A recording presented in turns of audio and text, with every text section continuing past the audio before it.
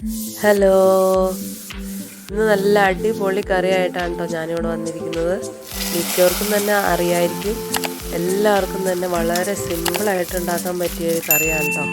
അപ്പോൾ എന്താണെന്നല്ലേ നമുക്ക് നോക്കാം. അതായത് നമ്മുടെ ഒന്നാന്തരം ഒരു വെള്ളരിക്ക കിട്ടിയിട്ടുണ്ട്, കുറച്ച് കൊച്ചുമീനും കിട്ടിയിട്ടുണ്ട് കേട്ടോ. അത് ഉപയോഗിച്ചിട്ടുള്ളൊരു കറിയാണ്. അപ്പോൾ ഞാൻ ഈ വെള്ളരിയുടെ ഒരു പകുതി മാത്രമേ എടുത്തിട്ടുള്ളൂ. അത് നമുക്കിങ്ങനെ ചെറിയ കഷ്ണങ്ങളായിട്ട് അരിഞ്ഞെടുക്കാം കേട്ടോ.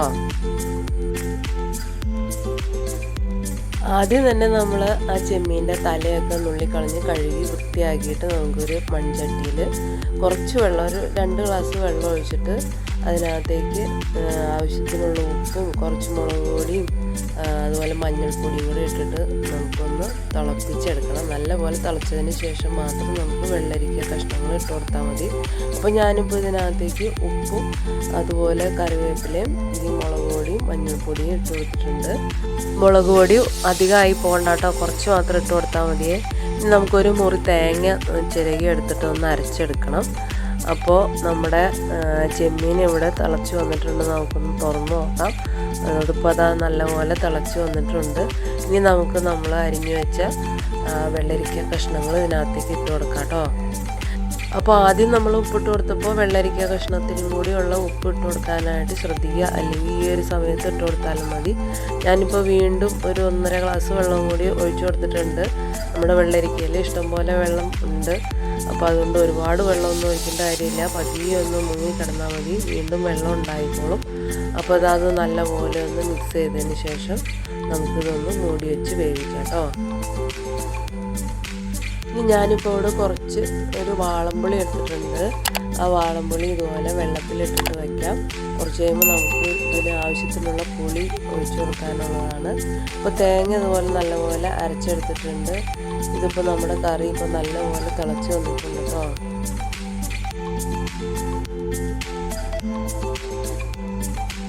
വെള്ളരിക്ക കഷ്ണങ്ങളൊക്കെ ഒന്നുകൂടി ഒന്ന് വേവാനുണ്ട്, അതുകൊണ്ട് കുറച്ച് നേരം കൂടി തിളപ്പിക്കാം. അപ്പോൾ ഞാൻ ഈ ഒരു സമയത്ത് ആ പുളി പിഴിഞ്ഞ വെള്ളം ഒഴിച്ചു കൊടുക്കാം കേട്ടോ. അപ്പം നമ്മൾ ചെമ്മീൻ കറിയൊക്കെ വയ്ക്കുമ്പോൾ പുളി നല്ലതായിരുന്നല്ലോ, അതുകൊണ്ടാണ് ഞാൻ ഒഴിച്ചു കൊടുത്തിരിക്കുന്നത്. വീണ്ടും ഒന്നുകൂടി നല്ലപോലെ തിളച്ച് വരട്ടെ, നമുക്ക് ഒന്നുകൂടി മൂടി വെച്ചിട്ട് വേവിക്കാം. ഇതിപ്പോൾ ഇതാ നല്ലപോലെ വെള്ളമൊക്കെ വറ്റി വന്നിട്ടുണ്ട്, നല്ലപോലെ തിളച്ച് വന്നിട്ടുണ്ട്. ഈ ഒരു സമയത്ത് നമുക്ക് നമ്മുടെ അരപ്പ് ഇതിനകത്തേക്ക് ചേർക്കാം. ഞാൻ ആ തേങ്ങയുടെ കൂടെ വേറെ ഒന്നും ചേർത്തിട്ടില്ല, തേങ്ങ തന്നെയാണ് അരച്ചെടുത്തിട്ടുള്ളത്. അപ്പോൾ ഞാനിപ്പോൾ ഇതാ തേങ്ങ ഇതിനകത്തേക്ക് ഇട്ട് കൊടുക്കുകയാണ്. ഇനി നമുക്ക് കുറച്ചുകൂടി വെള്ളം വേണമെന്നുണ്ടെങ്കിൽ മിക്സിയുടെ ജാറൊന്ന് കഴുകി ഒഴിച്ചു കൊടുക്കാം കേട്ടോ. നല്ലപോലെ മിക്സ് ചെയ്തിട്ട് ഇത് വീണ്ടും നല്ലപോലെ തിളപ്പിച്ചെടുക്കാം. വീണ്ടും മൂടി വെച്ചിട്ട് തന്നെ തിളപ്പിക്കണേ.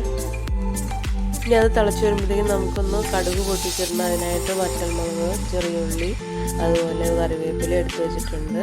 അത് നമുക്ക് ഇതിനകത്തേക്ക് കടുക് വറുത്തിടണം. ഇപ്പോൾ തേങ്ങ അരച്ച് ഒഴിച്ചിട്ട് നല്ലപോലെ തിളച്ചിട്ടുണ്ട്. ഞാനിപ്പോൾ ഒരു ചട്ടി അടുപ്പത്ത് വെച്ചിട്ടുണ്ട്. ഇനി നമുക്ക് അതിനകത്തേക്ക് കുറച്ച് വെളിച്ചെണ്ണ ഒഴിച്ച് നല്ലപോലെ ചൂടായി കഴിയുമ്പോൾ കടുക് ഇട്ട് കൊടുത്തൊന്ന് പൊട്ടിച്ചെടുക്കണം.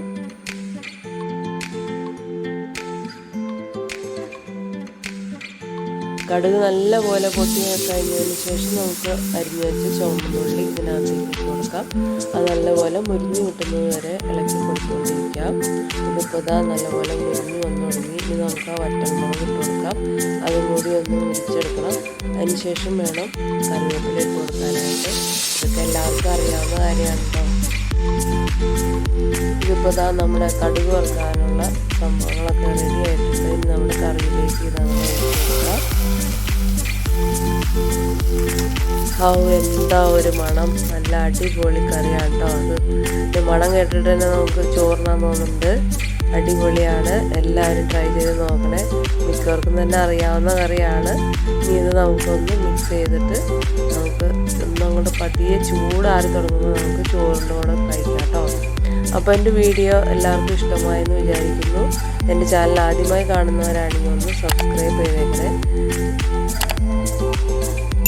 നല്ലൊരു വീഡിയോയുമായി വീണ്ടും കാണാം.